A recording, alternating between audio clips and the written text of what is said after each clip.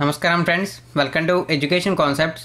Friends, మనకి చూసుకోండి RRB recruitment 2019కి సంబంధించి మనకి 1,30,000 పోస్టులని ఆల్ ఓవర్ ఇండియా మొత్తం మీద భర్తీ చేస్తున్నారు.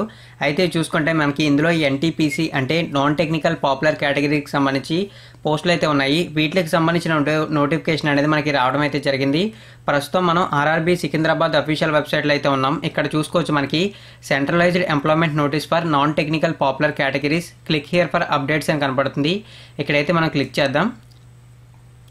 క్లిక్ చేస్తే ఈ విధంగా అయితే వచ్చింది. మనకి చూసుకున్నట్లయితే డీటెయిల్స్ అనేవి ఇంగ్లీష్లో కావాలా హిందీలో కావాలని అడుగుతుంది. మనం ఏ లాంగ్వేజ్ అయితే కావాలో ఆ లాంగ్వేజ్ మీద క్లిక్ చేస్తే మనకి డీటెయిల్స్కి సంబంధించిన పీడిఎఫ్ అయితే డౌన్లోడ్ అవుతుంది. ఆల్రెడీ నేను పీడిఎఫ్ అయితే డౌన్లోడ్ చేశాను. అదేవిధంగా మనకి ఆన్లైన్ రిజిస్ట్రేషన్స్ అనేవి చూసుకుంటే మార్చి 1వ తారీఖు నుండి ప్రారంభమవుతాయని చెప్పి ఇక్కడ మనకి లింక్ కూడా అవైలబుల్గా అయితే ఉంది. అదైతే మనం చూడొచ్చు. ఇక వివరాలు అయితే చూద్దాం. ఫ్రెండ్స్, ఇక్కడ చూసుకోవచ్చు మనకి government of India, ministries of railways recruitment board అని కనపడుతుంది. డీటెయిల్స్ సెంట్రలైజ్డ్ ఎంప్లాయ్మెంట్ నోటీస్ అని కూడా కనపడుతుంది.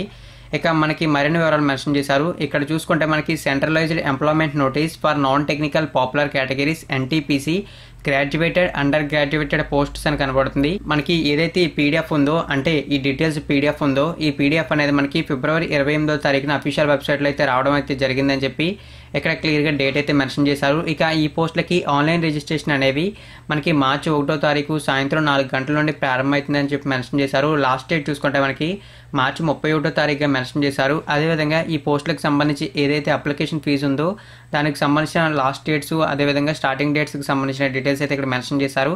ఇవి కూడా మీరు అయితే చూసుకోవచ్చు. ఇక మనకి చూసుకుంటే ఏదైతే ఈ పోస్టులకు సంబంధించిన స్టేజ్ 1 కంప్యూటర్ బేస్డ్ టెస్ట్ అయితే ఉంటుందో ఇది ఎప్పుడు జరుగుతుందో మనకి డేట్స్ అయితే మెన్షన్ చేశారు. చూసుకుంటే మనకి టెంటేటివ్ షెడ్యూల్ అయితే రిలీజ్ చేశారు. ఈ షెడ్యూల్ ప్రకారం మనకి జూన్ టు సెప్టెంబర్ బిట్వీన్లో జరుగుతుందని చెప్పి డీటెయిల్స్ అయితే మెన్షన్ చేశారు. ఇక పోస్టులకు సంబంధించిన వివరాలు చూసుకుందాం.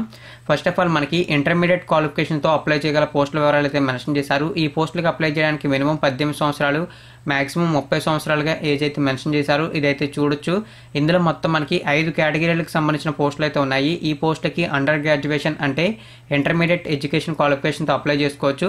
టోటల్గా మనకి 10,628 పోస్టులు అయితే ఉన్నాయి. ఈ పోస్టులకు సంబంధించిన వివరాలు అయితే ఒకసారి చూస్తే ఇందులో మనకి జూనియర్ క్లర్క్ కమ్ టైపిస్టు, దీనికి సంబంధించి పే స్కేల్ అయితే 19,900 రూపాయలు అయితే ఉంది. మెడికల్ స్టాండర్డ్స్ చూసుకుంటే C2 ప్రకారం అయితే ఉంటాయని చెప్పి మెన్షన్ చేశారు. టోటల్గా మనకి 4,319 పోస్టులు ఉన్నాయి. ఇక నెక్స్ట్ మనకి అకౌంట్ క్లర్క్ కమ్ టైపిస్టు, దీనికి కూడా మనకి పే స్కేల్ అనేది 19,900 రూపాయల వరకు ఉంది. మెడికల్ స్టాండర్డ్స్ అనేవి C2 ప్రకారం ఉంటాయి. టోటల్గా నెంబర్ ఆఫ్ వేకెన్సీస్ చూసుకుంటే 760. ఇక నెక్స్ట్ మనకి జూనియర్ టైం కీపరు, దీనికి సంబంధించి కూడా మనకి పే స్కేల్ అనేది 19,900. మెడికల్ స్టాండర్డ్స్ అనేవి C2 ప్రకారం ఉంటాయి. టోటల్ నెంబర్ ఆఫ్ వేకెన్సీస్ చూసుకుంటే 17. ఇక నెక్స్ట్ మనకి ట్రైన్ క్లర్క్, దీనికి సంబంధించి మనకి పే స్కేల్ అనేది 19,900.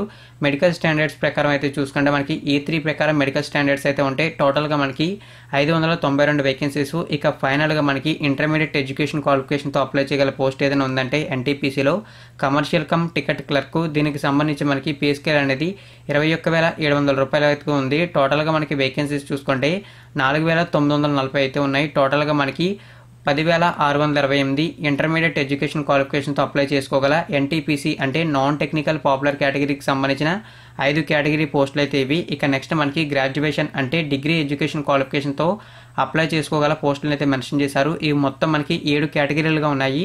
ఈ పోస్టులకి అప్లై చేసుకోవడానికి మినిమం 18 సంవత్సరాలు, మాక్సిమం 33 సంవత్సరాలుగా ఏజ్ అయితే ఉంది. ఇందులో చూసుకుంటే ఫస్ట్ ఆఫ్ ఆల్ మనకి ట్రాఫిక్ అసిస్టెంటు, దీనికి సంబంధించి పే స్కేల్ చూసుకుంటే 25,500 రూపాయలు ఉంది. మెడికల్ స్టాండర్డ్స్ చూసుకుంటే A2 ప్రకారం అయితే ఉంటాయి.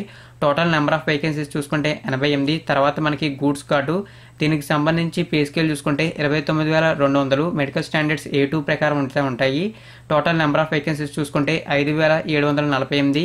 ఇక నెక్స్ట్ మనకి senior commercial come ticket clerk, దీనికి సంబంధించి మనకి పే స్కేల్ 29,200 రూపాయల వరకు ఉంది.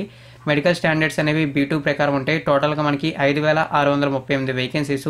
ఇక నెక్స్ట్ మనకి సీనియర్ క్లర్క్ కమ్ టైపిస్టు, దీనికి సంబంధించి కూడా మనకి పే స్కేల్ అనేది 29,200 రూపాయల వరకు ఉంది. మెడికల్ స్టాండర్డ్స్ C2 ప్రకారం అయితే ఉంటాయి. టోటల్ నెంబర్ ఆఫ్ వేకెన్సీస్ చూసుకుంటే 2,873.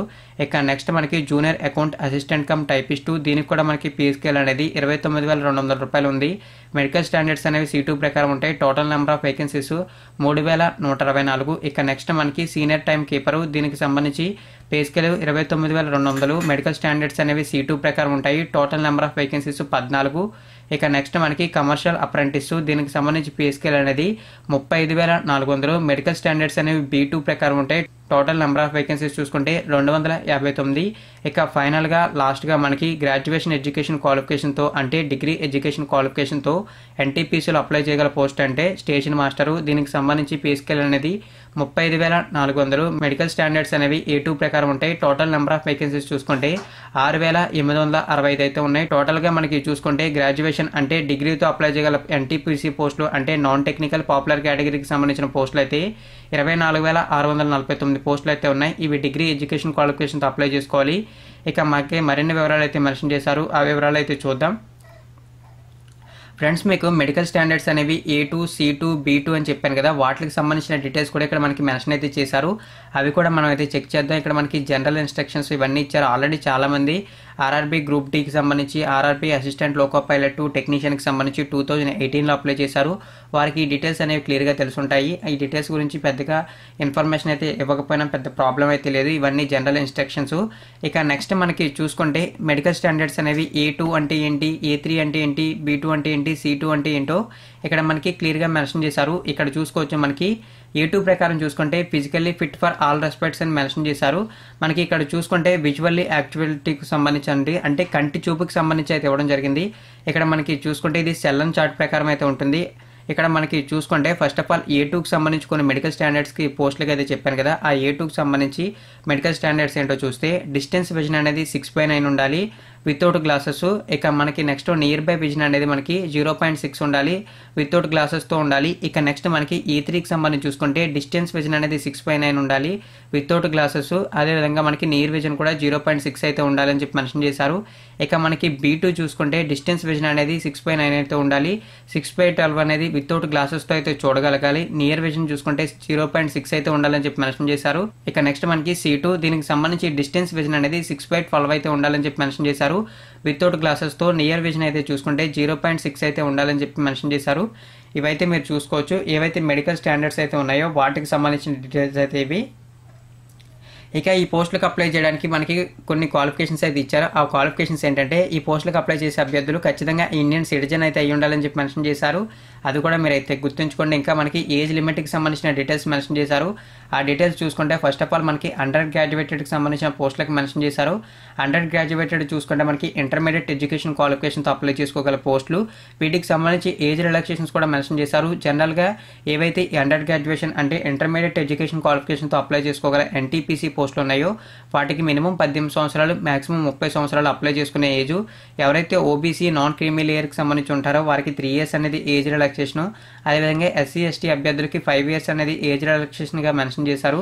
ఇదైతే మీరు చూసుకోవచ్చు. మనకి పర్సన్ విత్ డిజేబిలిటీ అన్రిజర్వ్డ్ అభ్యర్థులకి 10 సంవత్సరాలు, పర్సన్ విత్ డిజేబిలిటీ OBC అంటే అదర్ బ్యాక్వర్డ్ క్లాసెస్ కానీ నాన్ క్రీమీ లేయర్కి సంబంధించి ఎవరైతే ఉంటారో వారికి 13 సంవత్సరాలు, person with disability SC ST అభ్యర్థులకి 15 సంవత్సరాలు ఏజ్ రిలాక్సేషన్గా అయితే మెన్షన్ చేశారు. ఇవైతే మీరు క్లియర్గా చూసుకోవచ్చు. ఇంకా మనకి చాలా ఏజ్ రిలాక్సేషన్స్ అయితే మెన్షన్ చేశారు. ఆ డీటెయిల్స్ అనేది మనకి అవసరం అయితే ఉండదు, అదైతే మీరు గుర్తుంచుకోండి. ఇక మనకి నెక్స్ట్ మనకి గ్రాడ్యుయేటెడ్ అంటే డిగ్రీతో అప్లై చేసుకోగల NTPC అంటే నాన్ టెక్నికల్ పాపులర్ కేటగిరీకి సంబంధించి ఏవైతే పోస్టులు ఉన్నాయో వీటికి సంబంధించి ఏజ్ అయితే మెన్షన్ చేశారు. ఈ పోస్టులకు అప్లై చేయడానికి జనరల్గా మినిమం 18 సంవత్సరాలు మాక్సిమం 33 సంవత్సరాలు. ఏజ్ రిలాక్సేషన్ చూసుకుంటే మనకి OBCకి నాన్ క్రీమీ లేయర్కి 3 years age relaxation, SC ST అభ్యర్థులకి 5 years ఏజ్ రిలాక్సేషను.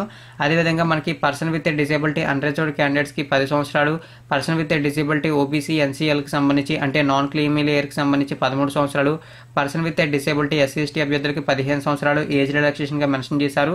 ఇవైతే చూసుకోవచ్చు. అదేవిధంగా మనకి ఎవరైతే జమ్మూ కాశ్మీర్ స్టేట్కి సంబంధించి ఉంటారో వారికి చూసుకుంటే 38 years అనేది ఏజ్ రిలాక్సేషన్గా మెన్షన్ చేశారు. అదేవిధంగా మనకి చూసుకుంటే జమ్మూ కాశ్మీర్కి సంబంధించిన OBC కానీ NCLకి కానీ చెందిన అభ్యర్థులకి 41 years, అదేవిధంగా SC ST అభ్యర్థులకి 43 yearsగా మెన్షన్ అయితే చేశారు. ఇవైతే చూసుకోవచ్చు. ఇంకా మనకి క్లియర్గా డీటెయిల్స్ అయితే మెన్షన్ చేశారు. ఆ డీటెయిల్స్ కూడా మనం చూసుకోవచ్చు. మనకి అప్లికేషన్ ఫీజు చూసుకుంటే 500 రూపాయలు అనేది జనరల్ OBC అభ్యర్థులకు అయితే ఉంది. ఏదైతే మనకి CBT 1 అంటే కంప్యూటర్ బేస్డ్ టెస్ట్ 1 అయితే ఉందో ఈ స్టేజ్ని కంప్లీట్ చేస్తే 400 రూపీస్ అనేది అన్రిజర్వ్డ్ OBC అభ్యర్థులకి రీఫండ్ అయితే వస్తుందని చెప్పి మెన్షన్ అయితే చేశారు. ఇక నెక్స్ట్ మనకి person with disability, female, transgender, ex serviceman క్యాండిడేట్స్కి చూసుకున్నట్లయితే మనకి అదేవిధంగా ఎస్సీ ఎస్టీ క్యాండిడేట్స్ కూడా చూసుకున్నట్లయితే 250 రూపాయలు అనేది అప్లికేషన్ ఫీజు. ఏదైతే మనకి కంప్యూటర్ బేస్డ్ టెస్ట్ స్టేజ్ 1 అయితే ఉంటుందో ఇదైతే అటెంప్ట్ అయితే చేస్తే అంటే ఎగ్జామ్ అయితే రాస్తేనే 250 రూపాయలు అనేది రిటర్న్ అయితే వస్తాయి, అంటే రీఫండ్ అయితే వస్తాయి. మీరు ఎగ్జామ్ రాయకుండా రీఫండ్ అయితే రావాలైతే అనుకోకండి. మీరు ఖచ్చితంగా ఎగ్జామ్ అయితే అటెంప్ట్ చేస్తేనే రీఫండ్ అయితే వస్తాయి, అదైతే మీరు గుర్తుంచుకోండి. మనకి మోడ్ ఆఫ్ పేమెంట్ చూసుకుంటే ఆన్లైన్లో పేమెంట్ అయితే చేయాలని చెప్పి మెన్షన్ అయితే చేశారు, అదైతే చూసుకోవచ్చు. మనకి క్లోజింగ్ డేట్స్కి సంబంధించిన డీటెయిల్స్ మెన్షన్ చేశారు. ఆల్రెడీ డీటెయిల్స్ అయితే మీకు స్టార్టింగ్లోనే తెలియజేశాను, ఇది కూడా అయితే మీరు చూసుకోవచ్చు.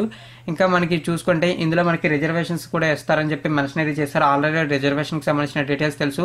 మనకి ఈ పోస్టులు అయితే ఏమన్నాయో ఈ పోస్టులో మనకి ఈడబ్ల్యూఎస్ అంటే ఎకనామికల్లీ వీకర్ సెక్షన్కి సంబంధించి 10% అయితే రిజర్వేషన్ ఉంటుందని చెప్పి మనకి నోటిఫికేషన్ రావడానికి ముందే ఎప్పుడో అయితే తెలియజేశారు, అది కూడా మీరైతే గుర్తుంచుకోండి. మనకి వివరాలు అయితే క్లియర్గా మెన్షన్ చేశారు. మనకి చూసుకుంటే ఇంకా మనకి కొన్ని ఫిజికల్ క్వాలిఫికేషన్స్ దానితో పాటు ఏదైతే సిలబస్ ఉంటుందో ఆ సిలబస్కి సంబంధించిన డీటెయిల్స్ కూడా మెన్షన్ చేశారు. ఇవన్నీ చూసుకోవచ్చు. మనకి ఇవన్నీ క్లియర్గా అయితే మెన్షన్ చేశారు, మొత్తం చూసుకోవచ్చు. ఇందులో మనకి చాలా పేజీలు అయితే ఉంది, ఇది మనకి 71 పేజెస్ అయితే ఉంది.